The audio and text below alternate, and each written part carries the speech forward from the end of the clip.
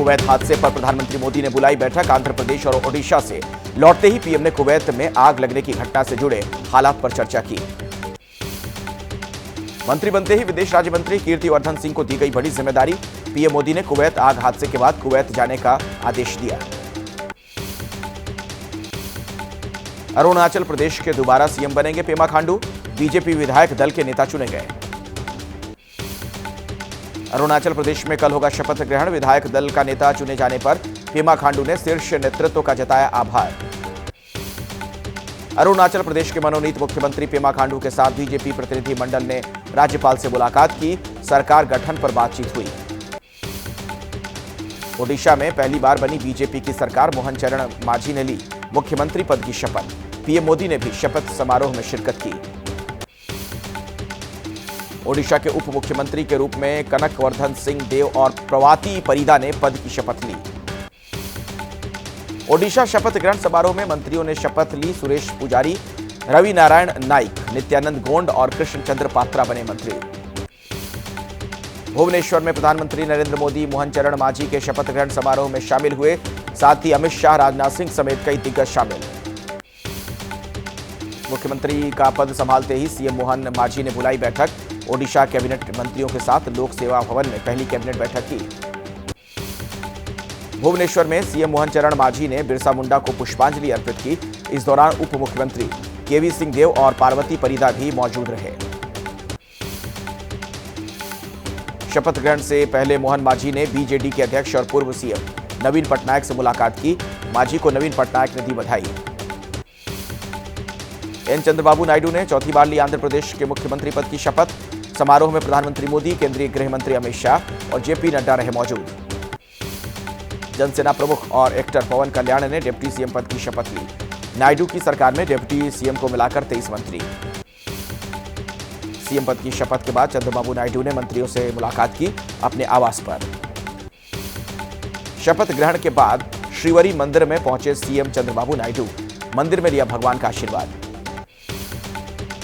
चुनाव जीतने के बाद आज पहली बार केरल पहुंचे राहुल गांधी। बोले, धर्म संकट में फंसा, कौन सी सीट छोड़ूं, रायबरेली से सांसद रहूं या वायनाड से। केरल के मल्लापुरम में कांग्रेस के सांसद राहुल गांधी ने किया रोड शो। बड़ी संख्या में राहुल गांधी की सभा में इकट्ठा हुए लोग। वायनाड में राहुल गांधी का बीजेपी पर वार। कहा, बीजेपी की हिंसा और नफरत की राजनीति को लोगों ने नकारा। अयोध्या में भी हार गई बीजेपी। वायनाड और रायबरेली से राहुल गांधी की जीत को राज्य मंत्री सुकांता मजूमदार ने बताया किस्मत। कहा, अगली बार आने दीजिए, बीजेपी दोनों जगह से हराएगी। अखिलेश यादव ने छोड़ी विधानसभा सदस्यता। करहल सीट से विधायक थे, कन्नौज से सांसद बने रहेंगे अखिलेश यादव। अयोध्या में बीजेपी की हार पर शरद पवार ने बताया जनता का सही फैसला। कहा, राम मंदिर बनने के बाद भी मोदी के उम्मीदवार को हराया। महाराष्ट्र के सीएम एकनाथ शिंदे बोले, 400 पार वाले बयान की वजह से हुआ नुकसान। विपक्ष ने संविधान बदल देने का नैरेटिव सेट किया। 400 पार वाले बयान पर उद्धव गुट का तंज। संजय राउत बोले, शिंदे और अजीत पवार की वजह से हुआ बीजेपी को नुकसान। संजीव बालियान और संगीत सोम के बीच की बढ़ी टक्कर। लीगल नोटिस पर आई बात। संगीत सोम से संजीव सहरावत ने मांगा 10 करोड़ का हर्जाना। खुदरा महंगाई की दर में मई में आई गिरावट। अप्रैल के मुकाबले महंगाई दर में कमी। औद्योगिक उत्पादन में 5% की बढ़ोतरी। जम्मू कश्मीर में 3 दिन में 3 आतंकी हमले।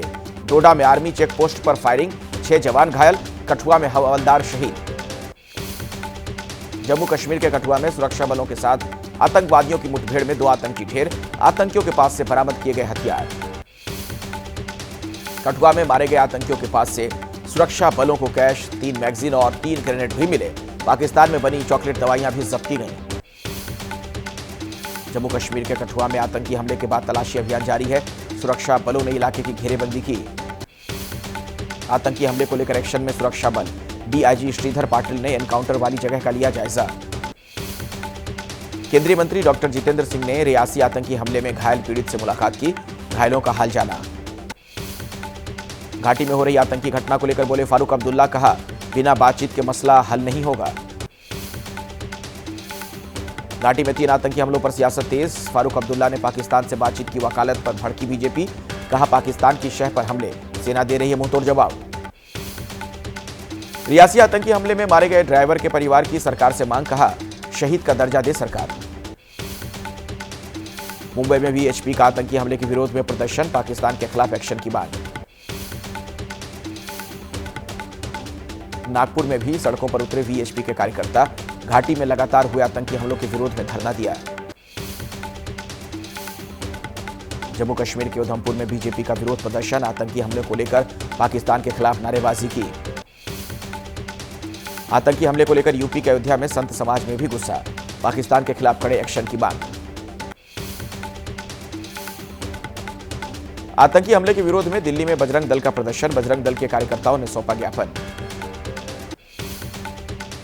जम्मू में खीर भवानी यात्रा शुरू, हालात को देखते हुए सुरक्षा व्यवस्था के पुख्ता इंतजाम किए गए, हजारों की संख्या में शामिल होते हैं श्रद्धालु। दिल्ली एलजी ने पानी टैंकर माफिया मामले पर लिया संज्ञान, एलजी ने पुलिस कमिश्नर को लिखी चिट्ठी, 1 हफ्ते में मांगी रिपोर्ट। दिल्ली में जल संकट को लेकर सुप्रीम कोर्ट ने उठाए गंभीर सवाल, हिमाचल प्रदेश और दिल्ली से पूछे सवाल। सुप्रीम कोर्ट के सवालों पर बोले हिमाचल के सीएम सुक्खू, कहा मामले को उलझाया जा रहा है, कोर्ट को किसी ने दी गलत जानकारी। दिल्ली बीजेपी अध्यक्ष वीरेंद्र सचदेवा ने जल संकट को लेकर कमिश्नर से की मुलाकात, दिल्ली जल बोर्ड और टैंकर माफिया की साठगांठ की शिकायत की गई। दिल्ली में जल संकट के बीच औरबिंदो मार्ग में पानी की पाइपलाइन में लीकेज, जिसके चलते हो रही है पानी की बर्बादी। अयोध्या में राम मंदिर की सुरक्षा के मद्देनजर एनएसजी खोल सकती है अपना सेंटर, सूत्रों के मुताबिक प्रपोजल तैयार हो रहा है, गृह मंत्रालय लेगा अंतिम फैसला। अयोध्या में एनएसजी सेंटर खोलने की तैयारी को लेकर समाजवादी पार्टी का बीजेपी पर हमला, कहा आतंकवाद को रोकने में नाकाम एनडीए सरकार। मुंबई से पकड़े गए अवैध बांग्लादेशी मामले पर बोले बीजेपी के नेता किरीट सोमैया, कहा महाराष्ट्र में किया गया वोट जिहाद, जिसके चलते बीजेपी की हार हुई है। दिल्ली में केंद्रीय बंदरगाह, जहाज रानी और जलमार्ग मंत्री सर्बानंद सोनोवाल ने सचिव टीके रामचंद्रन के अधिकारियों के साथ बैठक की, अधिकारियों को दिशा निर्देश दिए। शिमला पहुंचे बीजेपी के सांसद अनुराग ठाकुर का जोरदार स्वागत, कहा हिमाचल के विकास के लिए हमेशा रहेगा योगदान। रांची में झारखंड के कांग्रेस प्रभारी गुलाम अहमद मीर ने सर्किट हाउस में विधायक दल की बैठक की, कई मुद्दों पर की चर्चा। शिमला में बीजेपी कोर ग्रुप की बैठक, हिमाचल में निर्दलीय पूर्व विधायकों को टिकट देने पर चर्चा, पार्टी हाईकमान लेगा अंतिम फैसला। मुंबई में उद्धव ठाकरे ने 288 विधानसभा संपर्क प्रमुखों के साथ बैठक की, उद्धव ठाकरे ने विधानसभा रिपोर्ट सौंपने के दिए निर्देश। गोरखपुर के 4 दिन के दौरे पर आरएसएस प्रमुख मोहन भागवत, इस दौरान सीएम योगी से भी मुलाकात करेंगे। तिहाड़ जेल में सीएम केजरीवाल से मिले भगवंत मान, चुनाव के नतीजों के बाद पहली बार मुलाकात हुई। दिल्ली सरकार के मंत्री गोपाल राय ने डेवलपमेंट बोर्ड के साथ की बैठक, दिल्ली के गांवों के विकास के लिए रोड मैप पर चर्चा। तमिलनाडु के मुख्यमंत्री एमके स्टालिन ने शपथ ग्रहण समारोह में की शिरकत, नवनिर्वाचित कांग्रेस विधायक ने ली शपथ। हिमाचल प्रदेश के नवनिर्वाचित 6 विधायकों ने ली शपथ, कांग्रेस के पास 38 और बीजेपी के पास 27 विधायकों की संख्या बढ़कर 65 हुई। दिल्ली में केंद्रीय मंत्री नितिन गडकरी ने परिवहन मंत्रालय का कामकाज संभाला, अजय टम्टा और हर्ष मल्होत्रा भी रहे मौजूद। केंद्रीय मंत्री निर्मला सीतारमण ने वित्त मंत्री और कॉर्पोरेट मामलों के मंत्री के तौर पर कार्यभार संभाल लिया है। ओडिशा के पुरी में पहुंचे रक्षा मंत्री राजनाथ सिंह और केंद्रीय मंत्री अश्विनी वैष्णव, जगन्नाथपुरी मंदिर में पूजा अर्चना की। केरल के कोझिकोड में केंद्रीय मंत्री गोपी सुरेश ने मंदिर में भगवान का आशीर्वाद लिया, मंत्री बनने के बाद मंदिर में पूजा की। जम्मू कश्मीर के उपराज्यपाल मनोज सिन्हा ने 2 दिवसीय जश्न बहार कल्चरल प्रोग्राम का किया उद्घाटन।